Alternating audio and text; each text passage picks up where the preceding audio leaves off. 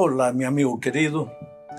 Esta semana estudiaremos la lección número 6 para el 10 de mayo del año 2025. El título de la lección es Entendiendo el sacrificio. El propósito es mostrar la importancia de los sacrificios en la Biblia y el simbolismo del sacrificio, porque el sacrificio no tenía un propósito en sí. Era un símbolo del sacrificio del Señor Jesucristo que finalmente moriría en la cruz del Calvario para salvarnos de los pecados. Entonces vamos a la primera parte de este estudio bajo el subtítulo Sacrificios inútiles es una pregunta. ¿Y por qué esta pregunta? Porque los sacrificios simbolizaban en el Antiguo Testamento al Cordero de Dios que quitaría el pecado del mundo. Pero los israelitas perdieron de vista a Jesús y se quedaron con los sacrificios como si los sacrificios fuesen un objetivo, un fin. Y no era así. Entonces llegó un momento en que Dios les dijo a ellos que no aceptaba ese tipo de sacrificio. Leo Isaías 1, versículo 11. Dice así: ¿Para qué me sirve, dice Jehová, la multitud de vuestros sacrificios? Hastiado estoy de holocaustos, de carneros y de cebo de animales gordos. No quiero sangre de bueyes, ni de ovejas, ni de machos cabríos. ¿Qué cosa? No quiero sangre de bueyes, de machos cabríos. No quiero sacrificios. Estoy cansado de tus sacrificios, le dijo al pueblo de Israel. ¿Pero por qué? ¿No fue Dios mismo que había dado la orden de ofrecer sacrificios? Sí, pero no eran sacrificios en el concepto pagano de sacrificios para apagar o disminuir o calmar la ira de un Dios enojado. No, ese no es el concepto de sacrificio. Era sacrificio en el sentido de que quiero que entiendas que la paga del pecado es la muerte, es el derramamiento de sangre. Sin derramamiento de sangre no hay remisión de pecados. Pero no es tu sangre la que tiene que ser derramada. Cristo va a venir, el Cordero de Dios va a llegar a este mundo, va a derramar su sangre para que tú seas ahorrado de la muerte, para que tú no mueras. Tu única salida es Cristo, y para que recuerdes eso, siempre vas a ofrecer un sacrificio. Por eso el israelita, cuando ofrecía sacrificio, iba al templo llevando un corderito, colocaba su mano en la cabeza del corderito, transfería sus pecados a ese corderito. Después, de acuerdo con las instrucciones divinas, el pecador estaba libre de sus pecados, pero el corderito estaba llevando todos sus pecados, y el mismo pecador tenía que cortar la garganta del corderito, y el corderito muriendo, y el pecador tenía que entender que ese era él debía morir, pero no moría gracias al corderito. Pero ese corderito no era el que lo salvaba. Ese corderito simbolizaba al Cordero de Dios que un día quitaría el pecado del mundo. Infelizmente, pues, el pueblo de Israel se quedó con el sacrificio y se olvidó del Cordero. Y cuando Cristo vino, a los suyos vino y los suyos no lo recibieron. ¿Cuándo comenzaron los sacrificios? Con Caín, con Abel.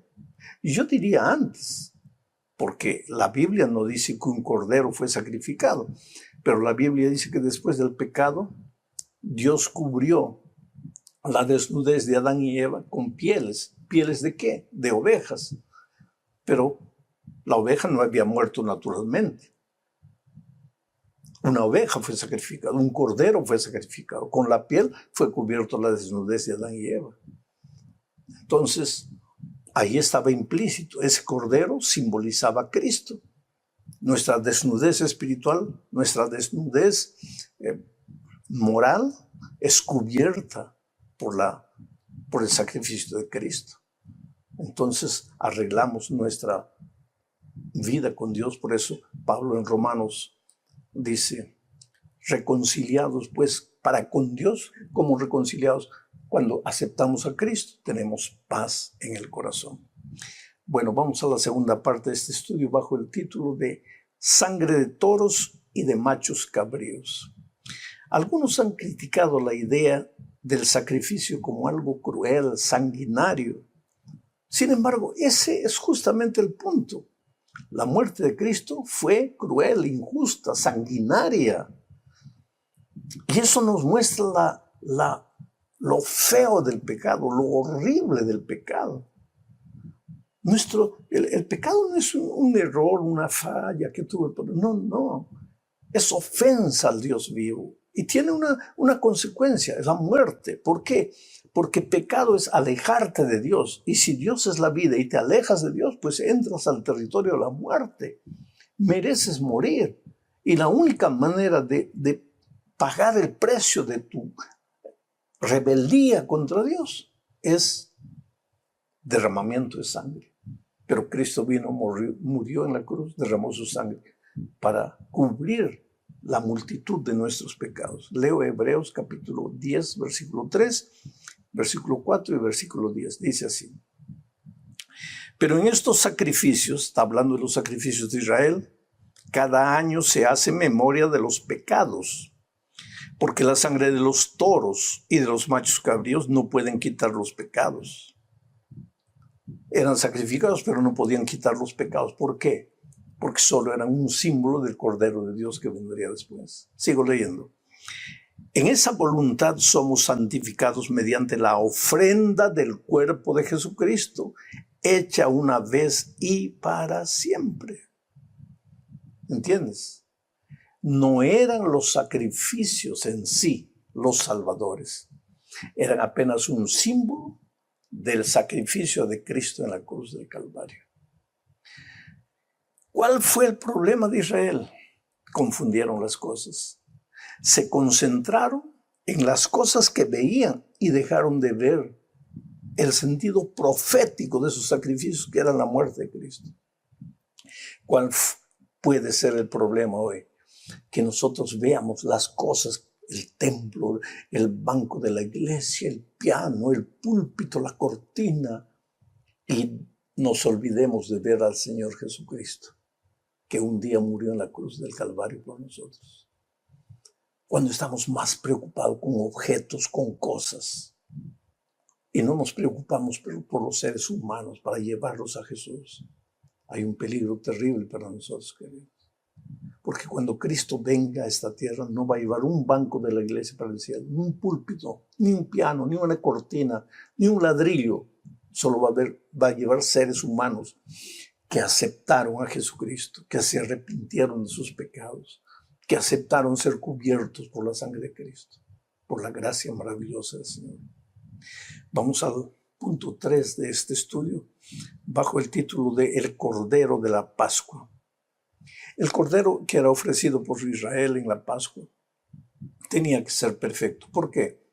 Porque era un símbolo del Cordero de Dios perfecto, del Señor Jesucristo. Mira lo que dice Éxodo capítulo 12, versículo 5. El animal será sin defecto, macho de 1 año. Lo tomaréis de las ovejas y de las cabras. Y ahora, ¿qué dice Pedro aplicando este texto para nuestros días? En primera de Pedro, capítulo 1, versículos 18 y 19 dice: sepan que han sido rescatados de la vana conducta que recibieron de sus padres, pero han sido rescatados no con cosas corruptibles como oro o plata, sino con la sangre preciosa de Cristo, como de un cordero sin mancha ni defecto. Oh, querido, el libro de Apocalipsis se refiere casi 30 veces a Cristo como el Cordero de Dios. Evidentemente, Cristo es el Cordero de Dios. En el Antiguo Testamento, los corderitos eran corderitos literales y morían para mostrar al ser humano que la única solución para el perdón de sus pecados era la muerte del Cordero. Pero ese corderito simbolizaba al Cordero de Dios. Por eso Pedro dice: ustedes no fueron rescatados sus pecados con oro, con plata. Ustedes fueron rescatados de sus pecados con la preciosa sangre del Señor Jesucristo. Y por eso, porque el corderito del Antiguo Testamento era un símbolo del Cordero de Dios, tenía que ser perfecto, sin mancha. Porque en la vida de Jesucristo no hubo un pecado. ¿Por qué? Porque si hubiera habido un pecado en la vida de Jesucristo, Él no podría habernos salvado, porque Él tendría que morir por su propio pecado. Pero el diablo lo atacó con todo, lo tentó. Él mismo dijo, ¿quién me redarguye de pecado? Cristo fue tentado en todo, pero no pecó.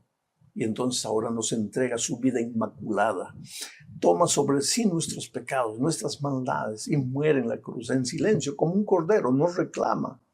Mientras nosotros los seres humanos reivindicamos justicia, que Él como un corderito calladito subió al monte, fue clavado, murió, porque te amaba.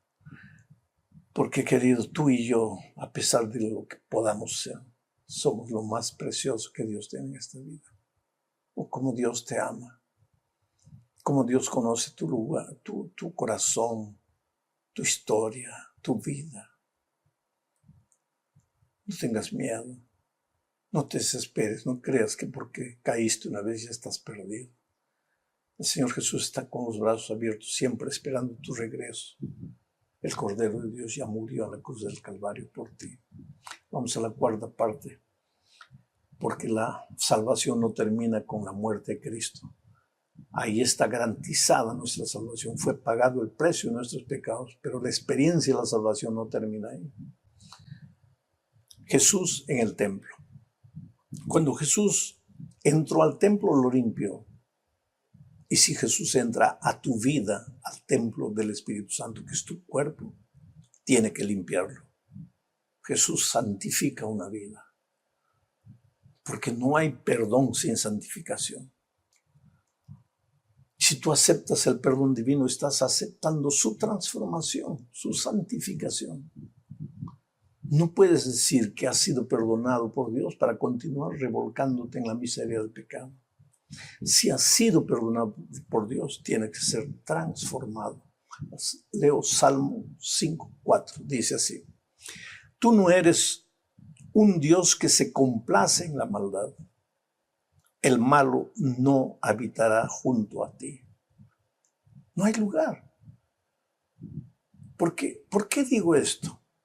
Porque hoy día, aún dentro de la iglesia, hay mucha gente que piensa que Dios es misericordia, Dios amor, y por lo tanto el ser humano, ningún ser humano se va a perder porque Dios va a salvar a todos. Cuidado, querido. Mucho cuidado. Las cosas no son así. Porque al lado de Dios no puede haber el pecado. Tú no eres un Dios que se complace en la maldad. Ahora, porque no se complace en la maldad, odia al pecador, no. Si queremos usar la palabra odia al pecado, no al pecador. No quiero la muerte del impío, dice él. Quiero que se salve, que se arrepienta, que vuelva. Leo ahora Salmo 5:7. Dice: pero yo, por la riqueza de tu constante amor, entraré en tu casa con reverencia y adoraré en tu santo templo. Este texto me hace pensar en otra actitud que muchos seres humanos tienen. Yo amo a Jesús. Él me ha perdonado, me ha limpiado de todo mal. Pero no quiero saber nada con la iglesia. Porque Jesús es Jesús, pero la iglesia es de hombres. Cuidado, querido. Mira lo que dice el salmista. Yo, por la riqueza de tu constante amor, entraré a tu casa. ¿Y dónde está la casa de Dios? Es el templo. Con reverencia adoraré en tu santo templo. Pero no hay hipócritas, mentirosos, chismosos en la iglesia. Sí, los hay. Pero no tienes que ir a la iglesia para mirar a ver quién chismea, quién no saluda, quién... No, a ti no te importa eso. Tú vas a la iglesia para encontrarte con Dios, no con los seres humanos. Reflexiona en tus actitudes, querido. Ageo 2:7 y 9 dice lo siguiente: y haré temblar a todas las naciones, gente de afuera que no conoce a Dios, gente pagana, y haré temblar a todas las naciones, y vendrá el deseado de todas las naciones, y llenaré de gloria esta casa, ha dicho Jehová de los ejércitos. La gloria postrera de esta casa será mayor que la primera, ha dicho Jehová de los ejércitos, y daré paz en este lugar, dice Jehová de los ejércitos. ¿Cuántas veces se repite la expresión, dice Jehová de los ejércitos, dice Jehová de los ejércitos, dice Jehová de los ejércitos? Que esto es palabra verdadera. El deseado de todas las naciones. ¿Quién es el deseado de todas las naciones? Cristo. Pero ¿qué es lo que las naciones desean? ¿Por qué adoran a dioses paganos? ¿Por qué corren atrás del mundanismo, de la cultura, del placer? Ya no saben qué placer inventar. Dan rienda suelta a los deseos carnales. ¿Por qué? Porque desean. ¿Pero qué desean? Llenar el vacío del corazón. Solo que esas cosas que ellos encuentran no llenan el vacío del corazón. Por eso solo Jesús es el deseado de todas las naciones. Pero las naciones no entienden esto. Y es por eso que tenemos que predicar en este tiempo justamente al deseado de todas las naciones. Yo encuentro tanta gente millonaria, gente rica, políticos poderosos, que cuando encontraron a Cristo se arrodillaron y dijeron, ahora entiendo lo que faltaba en mi vida. No era dinero, no era poder, no era fama, no era gloria, era Cristo. Y cuando Cristo llega a tu vida, te perdona y te transforma.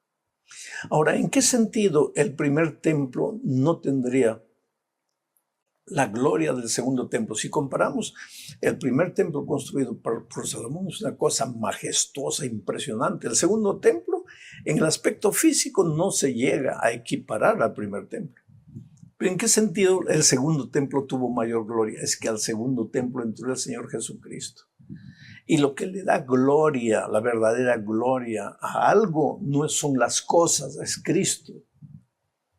Había oro, había plata, cedro, piedras preciosas, pero eso no es nada. En el otro segundo templo estuvo Cristo. ¿Quieres ser bonito de verdad? Cuando Cristo habita en tu corazón, se trasluce en tu rostro, en tus ojos, en tu mirada. No necesariamente en tu ropa, en tu rostro bonito, bien afeitado, bien peinado. No digo que debes desarreglarte, no digo que debes andar por la calle todo así, ¿no? No, arréglate. Pero no pienses que la belleza tuya está en esas cosas. Es Cristo que le da belleza a tu corazón, porque cuando Cristo no está en tu corazón, pues tu carácter es horrible. ¿Y de qué vale toda la belleza exterior si nadie te aguanta? Pero cuando Cristo está en tu corazón, ahí las cosas cambian completamente. Entonces vamos ahora a entrar a la última parte de este estudio bajo el título de Tú creaste todas las cosas. Y aquí veremos que solo Dios es santo, pero eso tú lo vas a reconocer solo si te acercas a Él. Porque lejos de Él, entonces Dios es como cualquiera.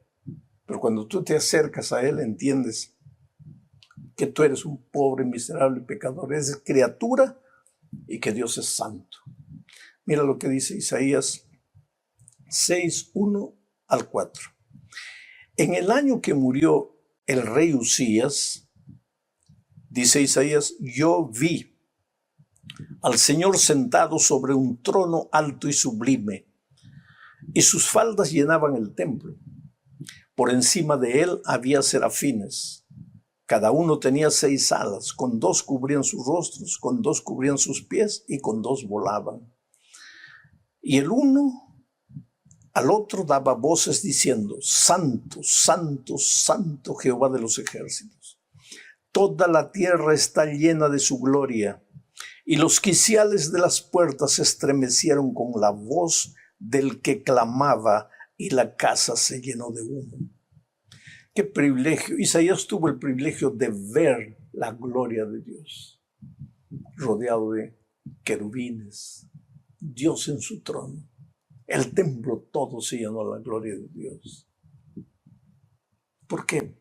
Porque en medio del pueblo en el que Isaías vivía, que no tenía en cuenta en su vida a Dios para nada, que vivían como querían. Inclusive los líderes de su tiempo tenían la palabra de Dios en la mano, pero no vivían de acuerdo a eso. Isaías tuvo un encuentro personal con Cristo. Y cuando tú te acercas a Dios, ves la dimensión verdadera de Dios. Cuando tú estás lejos de Dios, Dios no significa mucha cosa para ti. Y yo hago un ejemplo. Mira, en Río de Janeiro existe el famoso Corcovado, que es una estatua de Jesucristo gigantesca, gigantesca.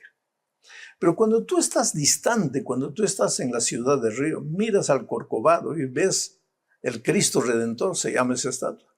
Lo ves pequeñito, una cosita así, y tú gigante, grande, 1,50 m, 1,80 m, 2 metros. Y el Cristo Redentor en la punta, una cosita.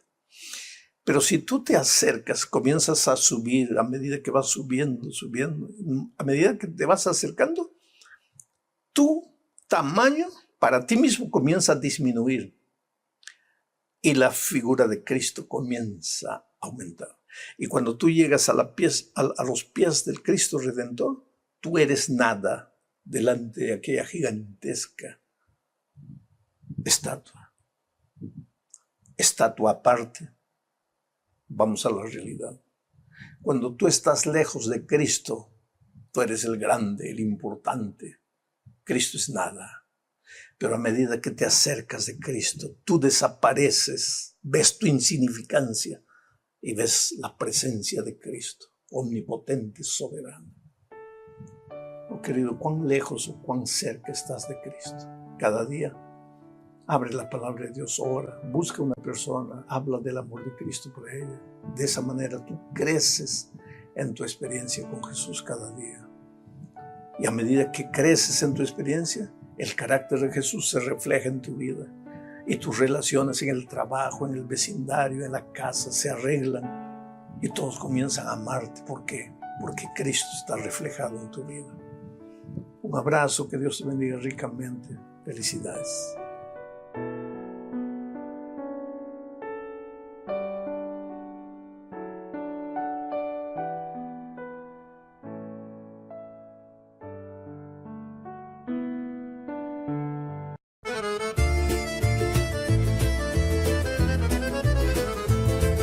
Svegliai cu freddo da faccia, mentre Caddina faccia festa in da strada. Misi scarpe, uno sì e uno no, e si fuori con tutto col in moto. A porta scrusciavo, cielo era chiatto, i femmini già parlano un tovatto. Un vicino mi dissi, oh cammini presto, ci rispondi no cerco lo resto. Resto in un giorno che non vuole pensare, ma vuole campare, ridere, scappare. E fuori a casa tutto era come prima, ma in l'aria c'era una gioia più fina. Un paese si muove come una canzone, ogni voce, ogni passo, ogni parola. Sogno figlio di sta terra sincera, e quando esci fuori mi sento intera. Fuori casa tutto canta, voci risate o profumo d'arancia. Non c'è regola, non c'è strada, si sente libero quando vai in tagliazza.